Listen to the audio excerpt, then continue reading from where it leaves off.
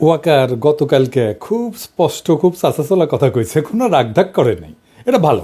আমি আপনাদের সতর্ক করে দিচ্ছি, পরে বলবেন যে আমি সতর্ক করিনি। আমি আপনাদের সতর্ক করে দিচ্ছি, আপনারা যদি নিজেদের মধ্যে ভেদাভেদ ভুলে একসাথে কাজ না করতে পারেন, নিজেরা যদি কাদা ছোড়াছুড়ি করেন, মারামারি কাটাকাটি করেন, এই দেশ এবং জাতির স্বাধীনতা সার্বভৌমত্ব বিপন্ন হবে।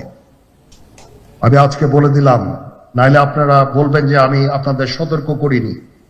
আমি সতর্ক করে দিচ্ছি আপনাদের। ভালো। আর্মি সবসময় চায় শত্রু তাকে লক্ষ্য করে গুলি ছুড়ুক। গুলি ছুড়লেই একমাত্র আপনি প্রতিপক্ষের অবস্থান বুঝতে পারবেন। ওয়াকার সাহেব নিজের অবস্থান জানাইছেন, নিজেরে দেশের বিপ্লবের ছাত্র জনতার আকাঙ্ক্ষার প্রতিপক্ষ বানাইছেন, আর অবশ্যই অবস্থান জানাইছেন। এটা তার একার অবস্থান না, এই অবস্থান ভারতের, এই অবস্থান আওয়ামী লীগের, এই অবস্থান বাংলাদেশের সুশীল এলিটদের, হয়তো কোনো কোনো রাজনৈতিক দলেরও আমি আর নাম বললাম না। তো সে কি বলিছে? এক number, police, RAB, NSI, DGFI এই সমস্ত প্রতিষ্ঠানকে দুর্বল করে তোলা যাবে না। এই সমস্ত প্রতিষ্ঠানের সদস্যদের বিচারের প্রশ্নটা এদেরকে দুর্বল না কইরা সমাধান করা লাগবে। দুই নাম্বার, নির্বাচন ডিসেম্বরে হইতে হবে এবং ইনক্লুসিভ হইতে হবে। ইনক্লুসিভ মানে এটা আওয়ামী লীগ থাকতে হবে, আওয়ামী লীগকে পার্টিসিপেট করতে হবে। তিন নাম্বার, বিডিআর বিদ্রোহের বিচার যা হয়েছে ঠিকঠাক হয়েছে, এটা নিয়ে আর আগানো যাবে না। চার নাম্বার, দেশব্যাপী যে হানাহানি মারামারি কাটাকাটি হইতেছে এগুলো বন্ধ করা লাগবে। উনি কইছেন মব, নানাবিধ মব বন্ধ করা লাগবে।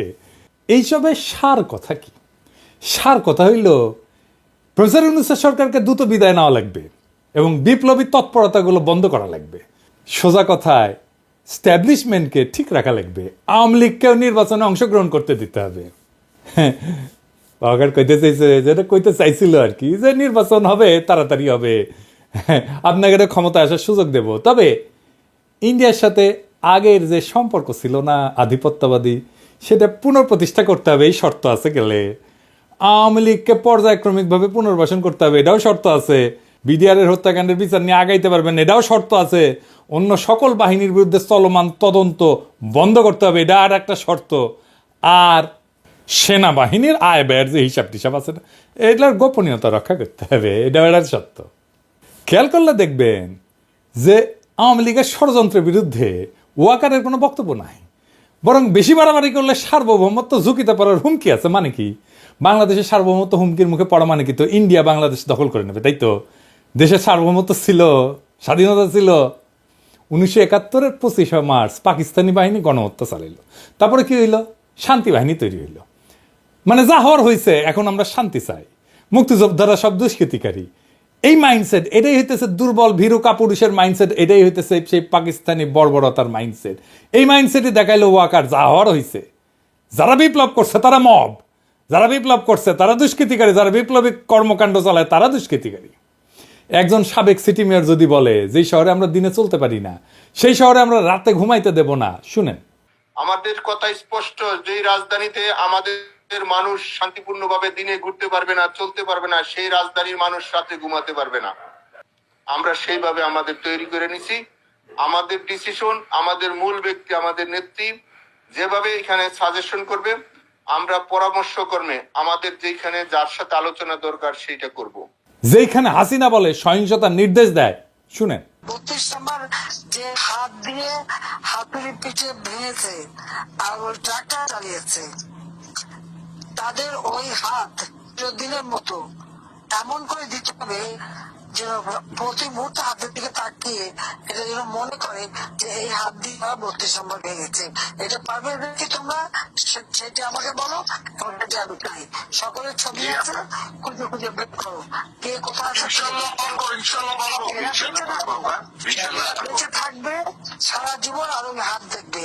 এটাই আমি চাই, আর কিছু চাই না। আর যেখানে আওয়ামী লীগেররা প্রকাশ্যে এরে ওরে জবাই করার কথা বলে, শুনেন আমারে জবাই করার কথা বলছে। পিনাকি ভট্টাচার্য ফ্রান্সের একটা লয়ের কথা বলি, if you kill someone you don't need to death penalty, maybe life in the prison 10 years 12 years। ফ্রান্সে কি বাংলাদেশের মানুষ নাই? পিনাকির মতন একটা কুকুর এই ধরনের কাজ করে যাবে আর বাংলাদেশের মানুষ এখানে বসে আছে? অ্যাসাইলাম মারা একটা কুকুর এখানে বসে আছে, এই কুকুরটা গলা কাইটা যদি এখানে কোনো মানুষের ডেথ পেনাল্টি হবে না, life in the prison. I am challenging. Hey, guys. I'm sorry. I'm sorry. এবার শোনেন, ইলিয়াসরা জবাই করার কথা বলছে। ইসলাম যদি আমাকে অ্যালাউ করতো কাউকে খুন করা, 1 নম্বরে আমি খুন করতাম, দিস গোয়িং টু লাইফ, 1 নম্বরে আমি খুন করতাম ওই ইয়েকে, কি বলে, ইলিয়াসকে।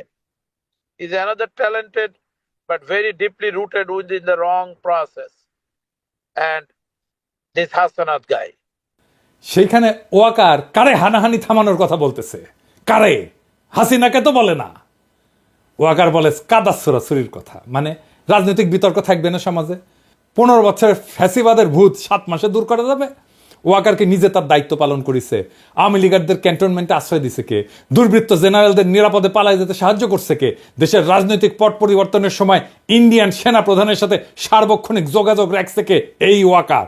শুনেন ইন্ডিয়ান সেনা প্রধান কি বলে। I'm in touch with the chief of Bangladesh during the time of when this changeover took place. I was in constant touch with him, and even thereafter, in November 24, we had a video conference also. As far as the military cooperation is concerned, is again going up in the same way. Our officers have moved there for the NDC also. There is no let up on that side. When we talk about the relationship we should talk about when there is an elected government. So as of now, the relationship is with the military is well and perfect. এমনকি হাসিনার শেষ সময় সেনাবাহিনী নামায় তাদের দিয়ে বিক্ষোভকারীদের উপরে গুলি করা, ড্রোন দিয়া বিক্ষোভকারীদের ইন্টেলিজেন্স দিছে না আর্মি? ওয়াকার দিছে না? আয়না ঘরে প্রফেসর ইউনুসকে যাইতে বাধা দিছে না আর্মি? আয়না ঘরের ক্রাইম সিনকে তার আওতাধীন এলাকায় পরিবর্তন করে দেওয়া হয়েছে না? ওয়াকার যে বিকল্প ক্ষমতা কেন্দ্র কইরা সিসি হইতে চাইতেছে, তার যে খায় সেইটা, আর তার মাধ্যমে হাসিনার আর ইন্ডিয়ার ইন্টারেস্ট পুনর্বাসন করতে চাইতেছে, তা আমি অনেক আগে থেকে বলতেছি। এডিটর সাহেব দেখান আমার ভিডিওর থাম্বনেলগুলো, পাশের তারিখ দিয়ে দিয়েন কত তারিখে এটা দিচ্ছি। ওয়াকার সাহেবের বক্তব্যে ফ্যাসিবাদের পুনরুত্থানের লক্ষণ স্পষ্ট। ওয়াকার যা বলছে তার মধ্যে পতিত সরকারের দালালদের রক্ষা করার ইঙ্গিত স্পষ্ট। তর্জনী উঠায় সবাইকে সতর্ক করছেন ওয়াকার সাহেব। ওই তর্জনী আমরা চিনি, ওইটা মুজিবের স্বৈরাচারী তর্জনী, ওইটা হাসিনার ফ্যাসিস্ট তর্জনী, ওইটা মোদির হিন্দুত্ববাদী তর্জনী। এই হেডম কই থেকে আসে তা আমরা জানি। ওয়াকার সাহেব মেলা সেনা প্রধান আসতে গেছে, ওই চেয়ারে যতদিন ততদিনই হেডম। মাথায় রেখেন কথাটা, এটা কোনো হেডম না। যাদের সাথে খেলতে আসতেছেন তাদের হেডম চেয়ারের উপরে না, তাদের হেডম রাস্তায় জনতার শক্তিতে। আসেন এডা এডা করে ধরি। সেনাবাহিনী আর সেনা প্রধানের প্রতি বিদ্বেষ কেন? হাসিনা বলতো আমার অপরাধটা কি? শুনেন, দেশবাসীর কাছে আমি বিচার চাই, কি অপরাধটা কি করেছি। আর হাসিনার বনজামাই ওয়াকার বলে সে নাকি জানেই না কেন লোকে তার উপরে বিলা। এটা কি ফ্যামিলির ঐতিহ্য ওয়াকার সাহেব? আপনি তো ফ্যামিলির পার্ট না, বিয়ে করেছেন ওই ফ্যামিলির, তো আপনার ভিতরে তো ওই জিনটা নাই, তাও এটা শিখে গেছেন না। তো ওয়াকার সাহেব একদিন আমরা যে এত কিছু কইলাম তখন আপনি কইছিলেন কানের মধ্যে কি তুলা দিয়ে রাখিছিলেন? নাকি বিপ্লবী ছাত্র জনতার গণদাবির প্রতি আপনার কোনো শ্রদ্ধা নাই? অবশ্য না থাকাটা স্বাভাবিক, আপনি তো বাংলাদেশে এই মুহূর্তে পতিত স্বৈরাচার হাসিনা শেখ পরিবারের শেষ ব্যক্তি যে বাংলাদেশে আছে। তাই দেশের স্বার্থে এই বিষয়ে কথা বলা দরকার। আমি ওয়াকার সাহেবকে কিছু প্রশ্ন করব, সবকও দেব। আপনার যদি হ্যাডম থাকে ওয়াকার সাহেব, তাইলে অনুরোধ করব আমার সব প্রশ্নের উত্তর সংবাদ সম্মেলন করে দিবেন, নাইলে জাতি বুঝে নেবে জুলাই বিপ্লবের পর নতুন বাংলাদেশ বিনির্মাণে আপনার অবস্থান কি। চলেন আল্লাহর নামে শুরু করি। ওয়াই সাহেব, আপনি আজকে আমাদের উপদেশ দিলেন, বললেন যে আপনার উপদেশ শুনলে দেশবাসীর লাভ হবে। তা তো ভালোই, তো দেশ কিভাবে চলবে সে উপদেশ দ্বারা আপনি কেডা? আপনি কোন তালে বর্মিয়া? সেনাবাহিনীর কাজ কি দেশে পলিসি নির্ধারণ করা? দেশ পরিচালনার দায়িত্ব সরকারের আর সিভিল প্রশাসনের। আপনারা মাঠে আছেন ইন এইড টু সিভিল পাওয়ার, আপনারা হলেন দেশের পাহারাদার, পাহারাদারই থাকেন। আপনি বলেন সেনাবাহিনী ডিসিপ্লিন ফোর্স, তো আপনার নিজের ডিসিপ্লিন কই? আপনার নিজের ডিসিপ্লিন কোথায় বলা আছে সেনাপ্রধান দেশবাসীকে পরিচালনার উপদেশ দিতে পারে? এটা কি আপনার কাজ? 2 নাম্বার, আপনি যদি জনগণকে ভয় দেখান এই বলে যে ডিসিপ্লিন ফোর্সকে অন্য পথে পরিচালনা করবেন না, কি বুঝাইতে চাইলেন আপনি? ক্ষমতা দখল করবেন? দখল করে দেখেন আপনার অবস্থা তো খালেদ মোশাররফের সাথে খারাপ হবে। সেই ভবিষ্যৎবাণী ছাত্র জনতার পক্ষ থেকে কয়া দিলাম, আপনি হাসিনার ফুয়াতো বোনের জামাই হওয়ার পরেও এই জাতি আপনাকে সেনাপ্রধান রাখিছে, কারণ আমরা সেনাবাহিনীকে বিতর্কিত করতে চাই না। আপনিই সেনাবাহিনীকে বিতর্কিত করেছেন আপনার বক্তব্য দিয়া। সেনাবাহিনীকে বিভ্রান্ত করবেন না ওয়াকার সাহেব, নইলে জনতার রোশানলে পড়া ইতিহাসের প্রথম সেনাপ্রধান আপনি হবেন। এ বিষয়ে সাবধান কইরা দিলাম। আপনি গেছেন বিডিআর হত্যাকাণ্ডের শহীদদের স্মরণে নবঘোষিত শহীদ সেনা দিবসের অনুষ্ঠানে, তাই না? এখানে গিয়ে বলবেন কিভাবে সেনাবাহিনী আগামীতে এরকম ঘৃণ্য হত্যাকাণ্ডের সম্ভাবনাকে প্রতিহত করবে। আপনি তো উঠে গেছিলেন, হ্যাঁ, আপনি যখন মেজর আছিলেন, তাই না? ভেতরে মারা যাচ্ছে, আপনি তো কিছুই করেন নাই।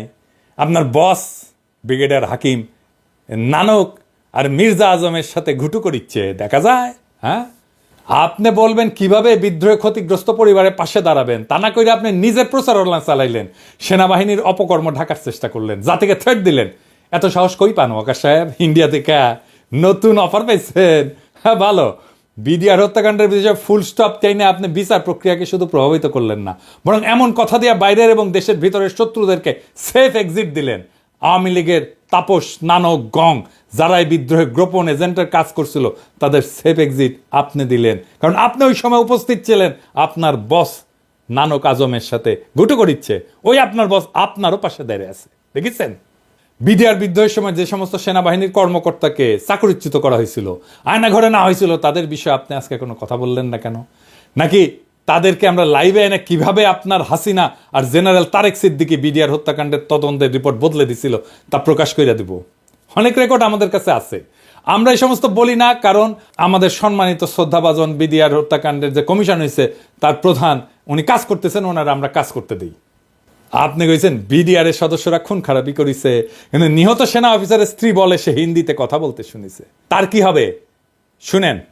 এই বর্বরতা কোনো সেনা সদস্য করেনি, সম্পূর্ণটাই তদানীন্তন বিজিবি সদস্য দ্বারা সংঘটিত। Full stop. এখানে কোনো ইফ এবং বাট নাই। তো পিলখানাতে কখনোই সৈনিকরা এভাবে মানে সমস্ত সৈনিক মিলে এই হত্যাকাণ্ড ঘটাতে পারে না। আমি নিজে সবচেয়ে বড় প্রমাণ। হ্যাঁ, আমার রুমে গিয়েছিল হিন্দি ভাষীরা। বিডিআর আমার হাজবেন্ডের সাথে আমি 3.5 বছর ছিলাম পিলখানাতে, আমি বিডিআরে। তো আমি কখনো 3.5 বছরে শুনিনি কোনো সৈনিক কোনো সময় হিন্দিতে কথা বলতে। শুধুমাত্র 25 ফেব্রুয়ারিতে শুনেছিলাম 3 জনের মুখে। আর আমার হাজবেন্ড দরবার হলে থেকে আমাকে ফোনে বলেছিল ইন্ডিয়ান্স, এনএসজি এবং ইন্ডিয়ান্স। বিডিআর হত্যাকাণ্ডের বিচার যদি ন্যায় বিচার হয়, তাহলে কমিশন কেন হইল? কমিশন হওয়ার তো কোনো কারণ নাই। জেনারেল মুজিবের মতো একটা ক্রিমিনালকে আপনার সেনাবাহিনী পাহারা দিতে পারে না। আপনি দেশ বাঁচাইবেন, হ্যাঁ, সার্বভৌমত্ব বাঁচাইবেন, হাইসা নেই দাঁড়ান মিয়া। এই বিষয়ে আপনার আর্মি অ্যাক্টের 1952-44 ধারায় এটা লেখা আছে ইংরেজিত। এডিটর সাহেব পাশে দেখান, ইংরেজিত যেহেতু কইছে ঠিকই কইছে, তাই না? আমি এনে বাংলা করে দিই, আমি তো ইংরেজি বুঝি না।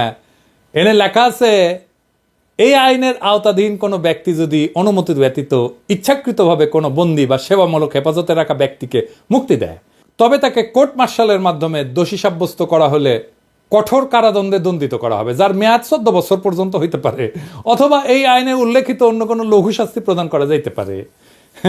তো ঠিকই কইছে না? ইংরেজিত কইছে। তো মুজিব পালানোর পর কোর্ট মার্শাল করছিলেন কেন? হয় নাই ওয়াকা সাহেব? জনগণকে কি ভূগোল বাজান না ইতিহাস বুঝান? জনগণকে কি ভাবেন? নাটক এর দায় সেনা প্রধান হিসেবে আপনি কিভাবে এড়াইবেন? আপনার নাটকের ব্যাপারে সেজানের গানের লাইন বলে দিতেছি, তো দালাল রে মায়ের রে মাইরা দেশের বাইরে। Message clear, full stop. আমাদের চুপ রাখতে পারবেন না, আমরা কথা বলবোই। তা এইভাবে আইনের ভিত্তিতে বলবো, আইন দেখায় দেখায় বলবো। প্রিয় সৈনিকেরা, দেখেছেন আপনার জেনারেল কি করেছে? দেখেছেন? দেখেন, আপনি কইছেন যে আমরা যেন সেনাবাহিনীকে বিতর্কিত না করি। আমরা আপনাকে বলতেছি, আপনি ইন্ডিয়ার দালালি করার জন্য সেনাবাহিনীকে বিতর্কিত করেন না। আয়নাঘর পরিদর্শনে প্রধান উপদেষ্টারে কে বাধা দিছে? আপনি। গুম কমিশনের কাছে কে বাধা দিছে? আপনি। র্যাবের টিএফআই সেলে আন্তর্জাতিক অপরাধ ট্রাইব্যুনালের চিফ প্রসিকিউটরের পরিদর্শনের সময় টাইম বোমা পাওয়া গেছে। আপনার সেনাবাহিনী কখন ফেলতেছিল? এই সেলটা আপনাদের সেনাবাহিনীর লোকদের পরিচালনা করা হইতো, তাই না? হিসাব করে কথা কইবেন ওয়াকা সাহেব। আপনারা সিল মারার টাইম এসে গেছে। আয়না ঘরের মতো যে সমস্ত টর্চার সেল আপনি সেনাবাহিনীতে রাখিছেন বা এদের মূল হাতাদের রক্ষায় আপনার যে ভূমিকা, সেই বিষয়ে আর্মি অ্যাক্টের 1952 ধারা 51-তে কি কওয়া আছে ইংরেজি? হ্যাঁ, কি কওয়া আছে এডিটার সাহেব দেখান পাশে ইংরেজি যেহেতু কইছে ওয়াকার সাহেব ঠিকই কইছে তাই না? তো আমরা তো আর ইংরেজি বুঝি না, আমরা না বাংলা কইরা দেখি। হ্যাঁ, কি কইছে? এই আইনের আওতাধীন কোনো ব্যক্তি যদি বৈধ কারণ ছাড়া কোনো ব্যক্তিকে গ্রেপ্তার আটক রাখে কিন্তু তাকে বিচারিক প্রক্রিয়ার সম্মুখীন না করে বা তার মামলাটি যথাযথ কর্তৃপক্ষের কাছে তদন্তের জন্য উপস্থাপন করতে ব্যর্থ হয়, তবে তাকে কোর্ট মার্শালের মাধ্যমে দোষী সাব্যস্ত করা হইলে কঠোর কারাদণ্ডে দণ্ডিত করা হবে, যার মেয়াদ 2 বছর পর্যন্ত হইতে পারে, অথবা এই আইনে উল্লেখিত অন্য কোনো লঘু শাস্তি প্রদান করা যেতে পারে। হ্যাঁ সৈনিক ভাইরা দেখেছেন, হ্যাঁ দেখেছেন সেনা আইনে কি আছে, আপনাদের জেনারেলরা কি করেছে দেখেছেন? তো আকাশ সাহেব কোর্ট মার্শাল কই তা না কইরা আপনি কমিশনের কাছে বাধা দিচ্ছেন নাকি হুকুমের আসামি হিসেবে ফাইসে যাওয়ার ভয় দেখতেছেন? অনেক সুযোগ দিচ্ছি আপনারে, আপনি দেশের কাজ না কইরা হাসিনার, ইন্ডিয়ার আর আওয়ামী লীগের পুনর্বাসনের জন্য কাজ করতেছেন। তা আপনি তো ফিজিক্যালি আনফিট, আপনার হার্টে নাকি সমস্যা। তো কি সমস্যা? আপনি কিভাবে সেনাপ্রধান হয়েছেন তা কি আমরা জানি না? স্বৈরাচারের আত্মীয় কোটায় আপনি সেনাপ্রধান হয়েছেন, হাসিনার আত্মীয় কোটায়। আপনার নিরপেক্ষ ভোট দেওয়া স্বাস্থ্য পরীক্ষার আহ্বান জানাইতেছি। দেশের সার্বভৌমত্ব আপনার মতো দুর্বল হৃদয়ের ভারতবাদী সেনাপ্রধান দেওয়া হবে না। ভয় আমরাও দেখাইতে পারি, ভয় আমাদের চিরজীবনই দেখাইছে। হ্যাঁ, ভয়ে ভয়ে ভয় জীবনটাই কেটে গেছে। ভয় হাসিনাও দেখাইছিল, ওই ভয় আমাদের দেখায় না। খাড়া হইয়া দাঁড়াইতে পারেন না, দুর্বল হাট, মোটা ভুড়ি, আবার ডর দেখান। হ্যাঁ আসলে ডরাইছি। আপনি তো হাসিনারে তেলাইতে তেলাইতে জীবন অষ্টাগত। শহীদ সেনা দিবসের বক্তব্যে বললেন আমার সাথে ডক্টর ইউনূসের কথা হয়েছে। তো মাননীয় প্রধান উপদেষ্টা কি আপনার খালু লাগে? শাশুড়িকে তো আম্মা দেখতেন, এখন সম্মানের এত অভাব কেন? সরকারকে মানতে ইচ্ছা করে না নাকি সরকার পছন্দ হয় নাই? আমাদের জনগণের আপনাকে পছন্দ ছিল না। প্রফেসর ইউনূসের কারণে আপনারা তো আমরা কিছু বলি নাই, কিন্তু আপনার স্বভাব তো আওয়ামী লীগের মতো। আসেন আপনারা মিলিটারি একাডেমি শিখাইতে যেটা পারে নাই তা আজকে শিখাই দিই। আসেন ওয়াকার সাহেব, আপনারা এনা ক্লাস নিন। একটু ওয়ারেন্ট অফ প্রেসিডেন্স দেখি। ওয়ারেন্ট অফ প্রেসিডেন্স হইল সেই আইন যার দ্বারা সরকারের বিভিন্ন পদের পারস্পরিক জ্যেষ্ঠতা নির্ধারণ করা হয়, কে কার চাইতে বড়। সেখানে মাননীয় প্রধান উপদেষ্টার অবস্থান 2 নম্বরে, আপনার অবস্থান 12 নম্বরে, তাও মন্ত্রী পরিষদ সচিবের পরে। তার মানে আপনি এক বক্তব্যে 2টা বেয়াদবি করেছেন। প্রথম বেয়াদবি আপনি মাননীয় প্রধান উপদেষ্টাকে ডক্টর ইউনূস বলে সম্বোধন করেছেন, আবার আরো বলছেন যে সকল প্রতিষ্ঠান ভেঙে পড়ছে, শুধু সেনাবাহিনী টিকে আছে। আপনি এই কথা দিয়ে পুরা সিভিল প্রশাসনকে অপমান করেছেন, যার প্রাতিষ্ঠানিক অভিভাবক মন্ত্রী পরিষদ সচিব। আপনি আপনার 2 জন সুপিরিয়রকে অপমান করেছেন। আপনার এই সাহসকে দিল ওয়ারেন্ট অফ প্রেসিডেন্স ভাঙার, এইটা আপনি চাকরি বিধি লঙ্ঘন করেছেন। আর্মি অ্যাক্ট 1952 ধারা 33 মতে, ইংরেজি যেহেতু কইছে ঠিকই কইছে তাই না, পাশে লিখে দেন। তো আমরা তো ইংরেজি বুঝি না, আমরা না বাংলা কই তাই না? আজ একটা জিনিস কন্ত ওয়াকার সাহেব, আপনার বাবা তো একটা শ্রদ্ধাভাজন আইনজীবী ছিলেন, বিচারক ছিলেন, তো আপনি আইনের কিছুই তো শিখেন নাই। আপনার বাপেরও যদি কিছু শিখলেনি তাও একটা কাম হইলেনি। তো এই এলাকা আছে, এই আইনের আওতাধীন কোনো ব্যক্তি যদি তার ঊর্ধ্বতন কর্মকর্তার, যিনি মাননীয় প্রধান উপদেষ্টা এবং মন্ত্রী পরিষদ সচিব, দ্বারা ব্যক্তিগতভাবে প্রদত্ত কোনো বৈধ আদেশ ইচ্ছাকৃতভাবে অমান্য করেন, এতে কর্তৃপক্ষের প্রতি বিদ্রোহের স্পষ্ট প্রমাণ পাওয়া যায় এবং তিনি যদি জেনে বা বিশ্বাস করার যথেষ্ট কারণ থাকা সত্ত্বেও আদেশ অমান্য করেন, তবে তাকে কোর্ট মার্শালের মাধ্যমে দোষী সাব্যস্ত করা হলে কঠোর কারাদণ্ডে দণ্ডিত করা হবে, যার মেয়াদ 14 বছর পর্যন্ত হইতে পারে, অথবা এই আইনে উল্লেখিত যে কোনো লঘু শাস্তি প্রদান করা যেতে পারে। মানে হইল এই বেয়াদবির জন্য ওয়াকারের 14 বছর সশ্রম কারাদণ্ড হওয়ার বিধান আছে। তার মানে আয়না ঘরের জন্য 14 বছর, আইন বহির্ভূত গ্রেপ্তারের জন্য 2 বছর, আর বেয়াদবির জন্য 14 বছর, মোট 30 বছর সাজা জেনারেল সাহেবের প্রাপ্য। তো স্যার এই 30 বছর আপনার হাসিনার অনেক লেসপেন্সারকে সাথে পাইবেন, তাদের সাথে জেলে বৈশা দেশ গড়ার আলাপ করেন। আপনার শুভকামনা জানাইলাম আগে থেকেই। আরও ইস্যু আছে, একদিন আর কইলাম না, আপনার ওর হার্টের সমস্যা তো একদিনে মেলা চাপ দিলাম না আর কি। আবার কইমুনি এই সেকেন্ড এপিসোডে আর কি আপনার প্রতি আসিচ্ছে। তো এই প্রথমে একটা কথা কই, এটা শেষ কথা কইয়া নি, যে আপনার উপরে আইনটা কেমনে প্রয়োগ করা হবে সেটা না দেখে দিই তাই না। এইসব বিধানের একটাই সমস্যা, তা হইল যে সেনা আইনের অজুহাত। সেনা প্রধানের উপরে সেনা আইন প্রয়োগ করবে কে, সেটা একটা বড় প্রশ্ন, কিন্তু এর সমাধান আছে। আমার কাছে কাল সব প্রবলেমের সলিউশন আছে। দেশের সর্বোচ্চ আদালত সুপ্রিম কোর্ট, যাদের যারা সাংবিধানের ব্যাখ্যা দিতে পারেন, তাই এই সমস্যার সমাধান দিতে পারেন সুপ্রিম কোর্ট। আমি মাননীয় প্রধান বিচারপতিকে অনুরোধ করব, আপনি একটা সুমোটো বা শতপ্রণোদিত রুল জারি করেন এবং সেনা প্রধানকে ওয়ারেন্ট অফ প্রেসিডেন্স এবং সেনা আইন লঙ্ঘনের বিষয়ে ব্যাখ্যা দিতে আদালতে ডাকেন। বিচার বিভাগ স্বাধীন এবং তার স্বাধীনতা প্রমাণের এটাই সবচেয়ে বড় সুযোগ। আশা করি এই সুযোগ আমাদের মাননীয় প্রধান বিচারপতি নষ্ট করবেন না। প্রধান বিচারপতি একজন দক্ষ এবং যোগ্য মানুষ। আশা করি আপনি বিচার বিভাগের প্রতি জনগণের আস্থা ফিরিয়ে আনতে ছোট্ট কাজটা করবেন। আমাদের দুর্নীতি দমন কমিশনের প্রতি অনুরোধ, 111-এর সময় যত সেনা কর্মকর্তা মাঠে দায়িত্ব ছিল তাদের সম্পদের অনুসন্ধান করেন, হ্যাঁ, সব খুঁজে টেনে টেনে বের করেন। হ্যাঁ, ওইটা সম্পদ ধরে টান দিবেন, সব সোজা, রোলারের মতো সোজা হয়ে যাবে। আওয়ামী লীগের সময় পদোন্নতি পাওয়া কর্নেল র্যাঙ্কের উপরে সবার উপরে অনুসন্ধান চালান। যারা সড়ক এবং জনপদের প্রকল্প পরিচালক ছিল তাদের এই অনুসন্ধানের আওতায় আনেন, দেখবেন অনেক সমস্যার সমাধান হয়ে যাবে। সব সমস্যার সমাধান আছে, বুঝছাও? মন্ত্রিপরিষদ সচিব আর প্রধান উপদেষ্টা মুখ্য সচিব আপনাদের নেতৃত্বে সিভিল প্রশাসনকে যে অকার্যকর বলছে তার প্রতিবাদ করেন। আপনাদের দিকে পুরা সিভিল প্রশাসন তাকায় আছে। আপনারা এই প্রথম রাতের নির্বাচনে কুশীলবদের চাকরিচ্যুত করছেন, এতে প্রশাসনের সম্মান বাড়ছে। আর্মি চিফের এমন লজ্জাজনক মন্তব্যের প্রতিবাদ করেন। আমরা এই ক্ষেত্রে সিভিল প্রশাসনের পক্ষে, জনতা তার সেবকদের সম্মান দিতে চায়। জুলাই বিপ্লবের গণহত্যায় যে বাহিনী জনগণের উপর গুলি চালাইছে তাদের থেকে দেশ গঠন আর সার্বভৌমত্বের লেকচার 5ই আগস্টের পর নতুন বাংলাদেশের সবচেয়ে বড় প্রহসন। ওয়াকার সাহেব, আপনি দুর্বল হৃদয়ের মানুষ, হারকুলিস হইতে যায় না। রাজনীতির মাঠ বড় পিচ্ছিল, এখানে খেলা অত সহজ না। 18 বছর থেকে আপনি যখন লেফট রাইট করেছিলেন তখন আমরা রাজনীতির রাজা উজির মারি।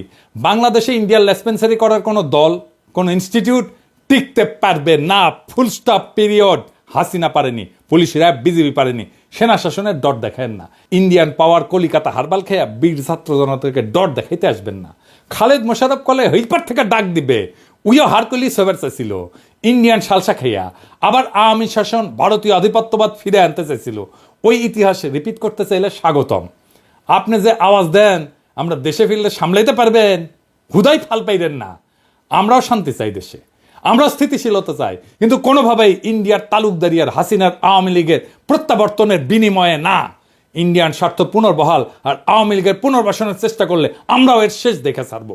পরে কয়েন না, সাবধান করি নাই, সাবধান। আপনারে হুমকি আমরাও দিতে পারি, কেন? আমরাই জনতার কণ্ঠস্বর, আমরাই দেশের মালিক। ইনকিলাব জিন্দাবাদ।